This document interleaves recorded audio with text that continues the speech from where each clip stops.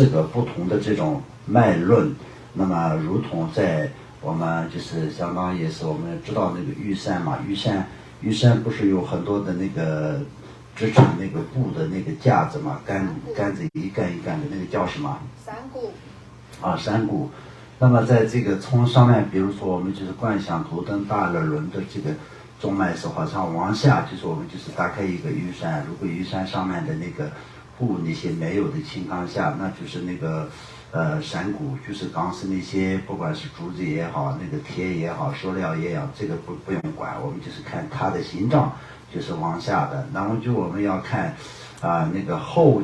咙的剑有一个，然后那些是向上的。然后是心剑上下的，然后肚脐剑呢就是向上的，有这样的一个四个脉轮。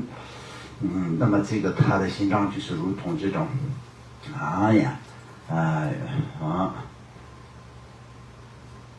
脐部幻化云有64个脉瓣那么这个是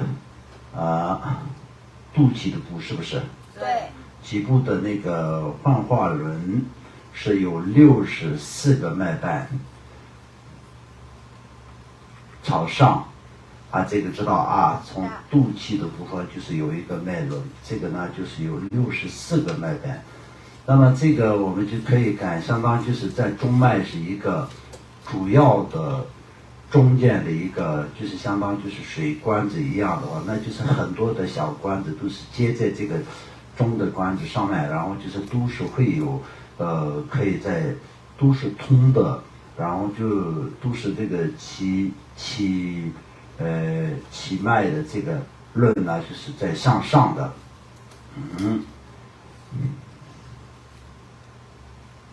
心间的法轮有8根脉瓣那么这个心间的呢就是有8根脉轮嘛，端朝下，它就是往下的。喉间受用轮有16根脉瓣，脉端朝上。头顶大乐轮有32个脉瓣，瓣端朝下。那这个呢，就是在上面头顶的下，然后就是喉咙的上，然后心间的下，然后气轮的就是上，以这样的那个数字，这些我们就不用重复嘛。然后就头顶的就是有32根脉瓣嘛。对。再如前一样，明观降下甘露，从自身头顶大乐轮开始至4脉轮，以及有被分出的体内一切部分。所以从这里我们要知道，就是在4个脉轮呢，就是主要的就是在中脉的从中脉中的甘露，然后分别出4个脉轮，扩到所有整个的身体的所有部分，乃至手足的指尖，全部充满白色的甘露，犹如水晶宝瓶装满牛奶一般。观想自他一切众生，从而获得宝瓶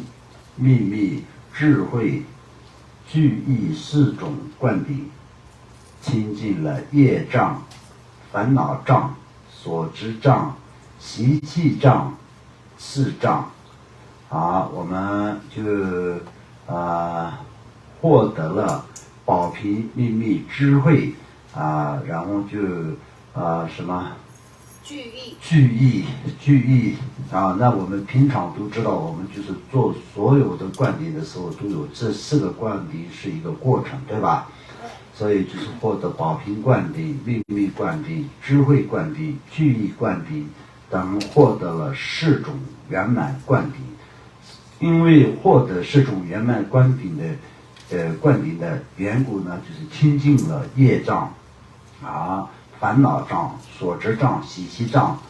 等4种业障相续中升起了喜甚喜、极喜、至深喜、四喜之智慧啊，获得圆满的4种智慧啊，现前了化身、宝身、法身、自性身4圣之国位。那么这个部分呢，我们就是在修法、念经、修行、做任何善事的，我们主要要得到的最终的结果，就是要获得4生5智圆满，正等于佛的果位。那么4生5智就是这个意思。那么我们就是要成佛以后，我们就是已经圆满了法身，圆满了宝身，圆满了怎么说呢？那个化身也圆满了自身自信身及4身，已经圆满了5种智慧，以这样的一个过程，这就是圆满的成佛之后念诵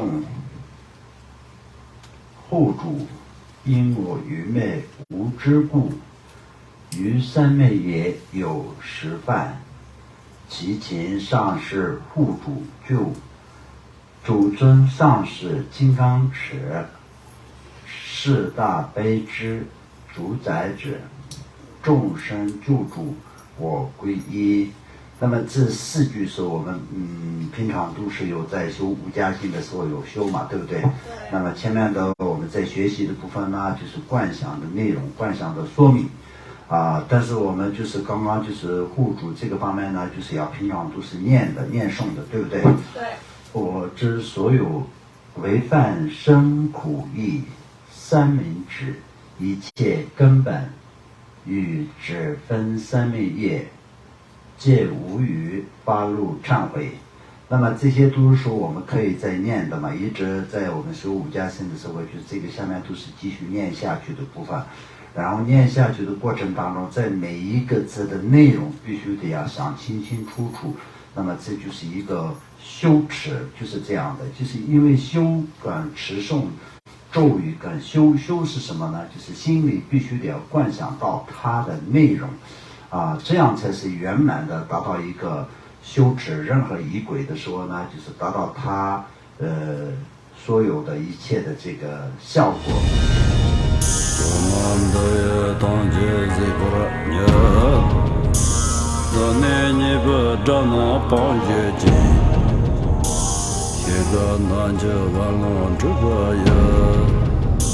自本作人着康着